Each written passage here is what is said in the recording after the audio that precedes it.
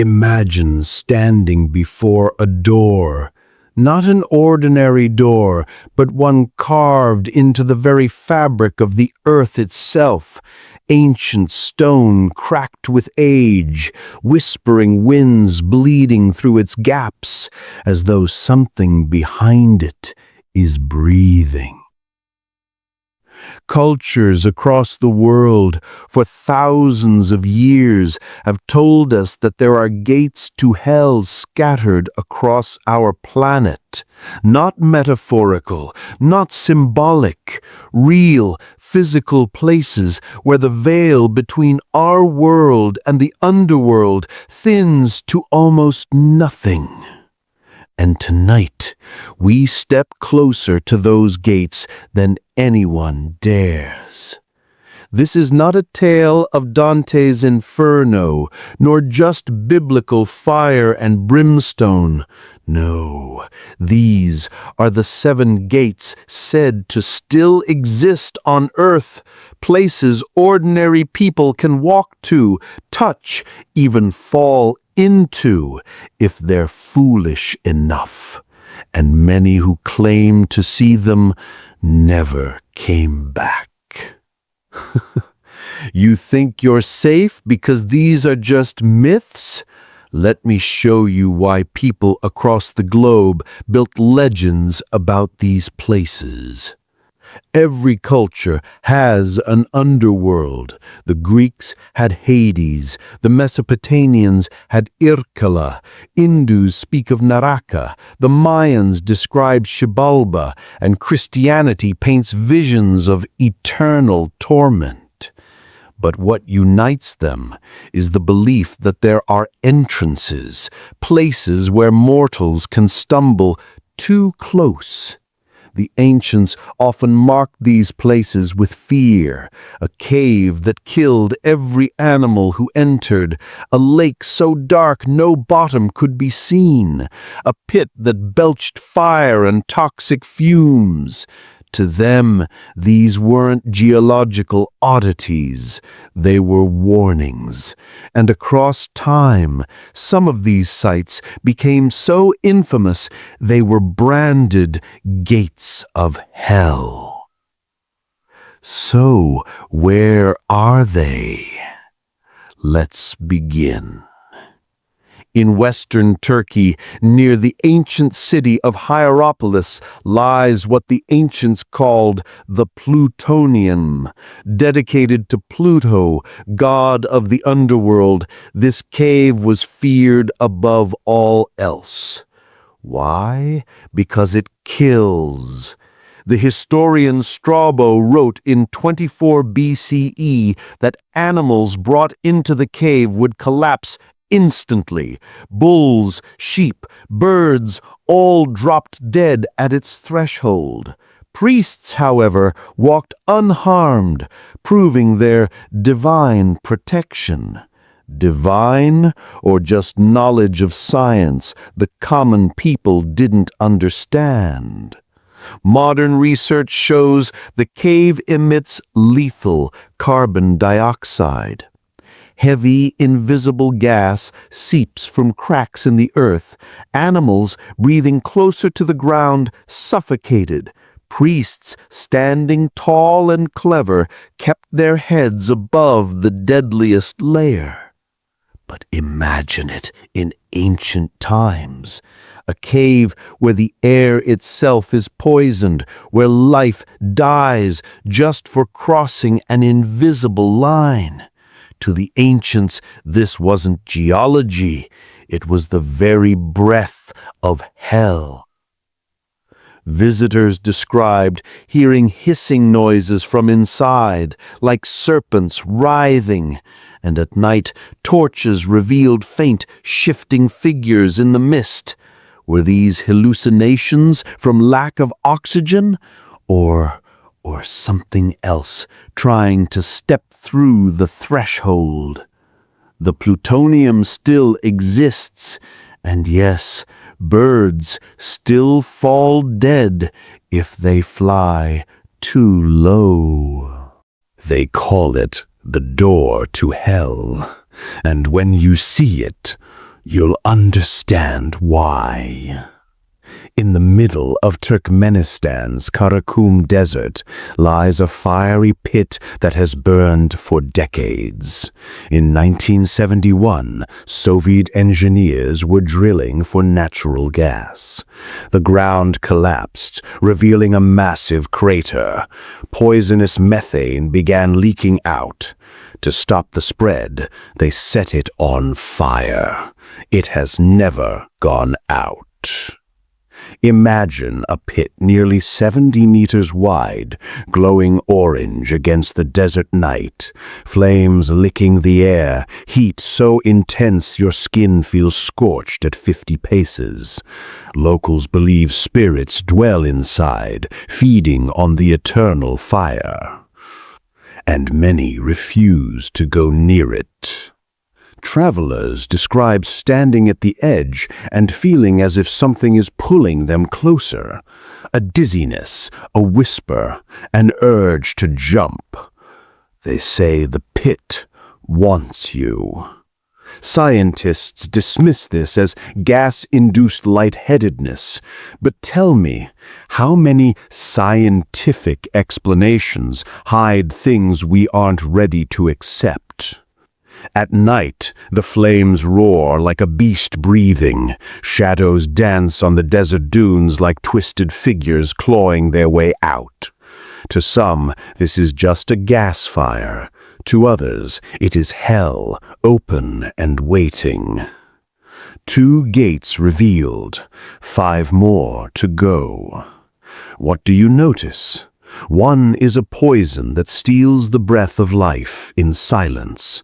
The other is a maw of eternal flame, devouring the earth itself. Different continents, different cultures, and yet both branded as doors to the same destination. If the ancients were right, then each of these gates is not just a place, but a prison door. And the locks are weakening. Not all gates are ancient.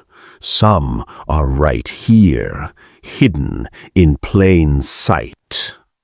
In Kansas, USA, sits a small cemetery in the town of Stull.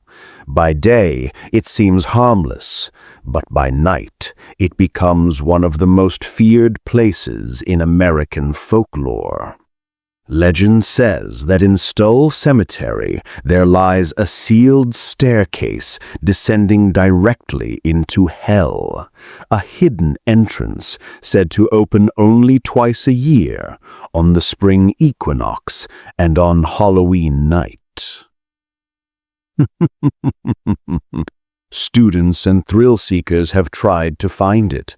Most claim they saw nothing but crooked gravestones and an old church ruin, but others tell a different story. They heard growling from underground. They saw figures standing between the trees, moving closer when they blinked. One boy reported waking up miles away, barefoot, unable to remember how he left the cemetery. The church ruins collapsed in the 1990s, but before that, people said no rain ever fell inside it, even during thunderstorms, as if something unseen rejected heaven's cleansing.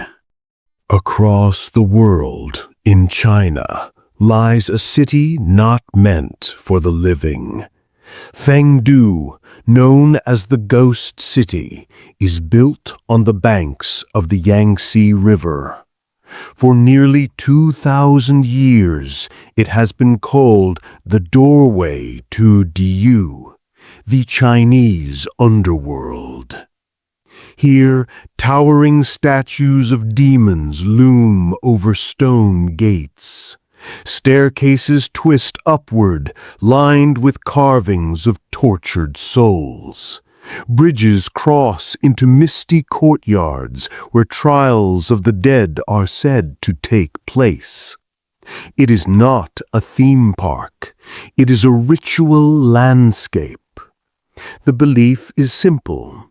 When you die, your soul must pass through Fengdu to reach the afterlife. There, judges test you. Bridges sway as you cross, demons laugh if you fall, and massive gates swing open only if your spirit is pure enough to enter. But tourists who visit today report more than stone statues. They claim the air grows heavy, like unseen eyes watching. Phones glitch, batteries drain, cameras capture streaks of pale light, and at night, even locals won't go near.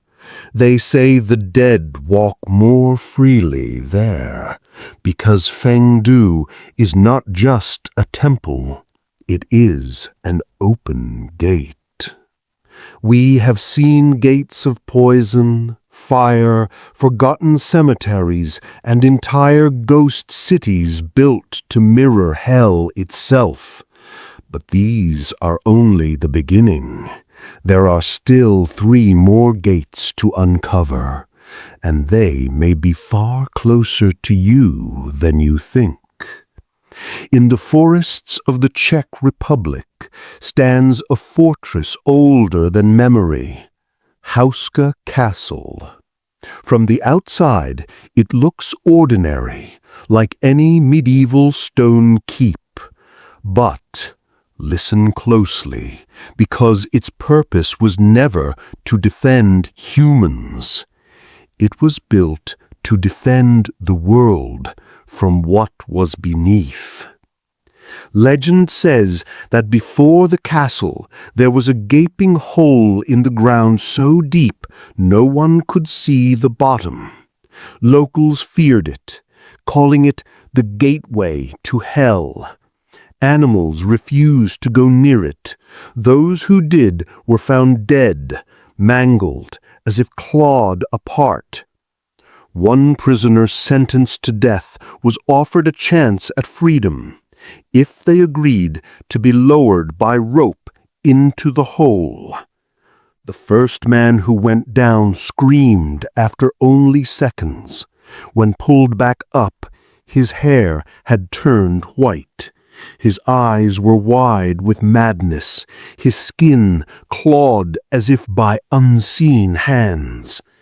He died days later, babbling about creatures with wings and faces that weren't human. I chuckle softly, darkly.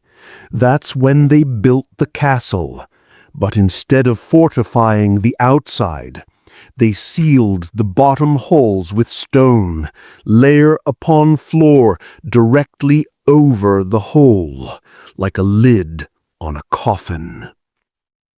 Hauska Castle has no water source, no kitchens, no defenses against invaders, because it was never for people to live in.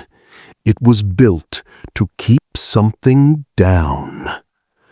I trust you are still with me, for we are still at 210 for your comfort zone. It's going to get a lot worse from here. Sometimes legends don't name one place, but many. In Pennsylvania, there is a myth of the 7 gates of hell. It began with a story of a psychiatric hospital hidden in the woods. The tale says that one night the asylum burned down. Many patients perished. Those who escaped vanished into the forest. Locals built iron gates to trap the mad spirits. One by one, gates were added, 7 in total. The legend is clear. If you pass through all 7 gates, you do not return. Some claim you awaken in hell itself. Others say you disappear from this world completely. Of course, skeptics say only one gate exists, a rusted archway in the woods. But thrill seekers who dared to walk there tell another story. They feel sudden cold spots. Shadows dart across the trees. Screams echo from nowhere. One boy described passing through the arch and seeing 6 more gates ahead in the distance, each further, darker, more twisted than the last. His friends swore he never moved. He was still standing at the first gate. He never returned to the woods again. So, are the 7 gates physical? Or are they spiritual, doors that open one by one as you walk deeper into the legend? In either case, once you reach the 7th, you're no longer in Pennsylvania. Our final gate lies in the far north of Japan on a volcanic mountain called Osorezan, Mount Osore, the Fear Mountain. For centuries, it has been considered one of the most sacred and most feared places in Japan. The air reeks of sulfur. The ground is cracked with steaming vents. A river called the Sansu flows nearby, believed to be the river every soul must cross after death, just like the Greek river Styx. The Japanese believe this mountain is the entrance to Jigoku, the land of the dead. Pilgrims climb Osore to honor the spirits of lost loved ones. They leave offerings of toys for children who died young, because legend says their souls are trapped here, piling stones to build towers as punishment for leaving life too soon. At Mount Osore, blind mediums called Itako perform rituals, claiming to speak directly to the dead. Visitors describe hearing whispers in the sulfur winds, seeing shadowy figures on the other side of the river, and feeling an overwhelming sadness as if thousands of lost souls are crying all at once. To stand on Mount Osore is to stand where life and death meet, where the gate between the living and the damned is always ajar. 7 gates, 7 wounds in the world where the underworld bleeds through. Think about it. In Turkey, poison breath. In Turkmenistan, eternal fire. In Kansas, a cemetery no priest dares bless. In China, an entire city for the dead. In the Czech Republic, a bottomless pit sealed in stone. In Pennsylvania, a cursed path of 7 gates. And in Japan, a mountain where children's souls weep in endless punishment. What if they aren't separate myths? What if, together, they are pieces of the same map? 7 gates, 7 points, maybe, forming a pattern across the globe. A net, a lock. But locks can break.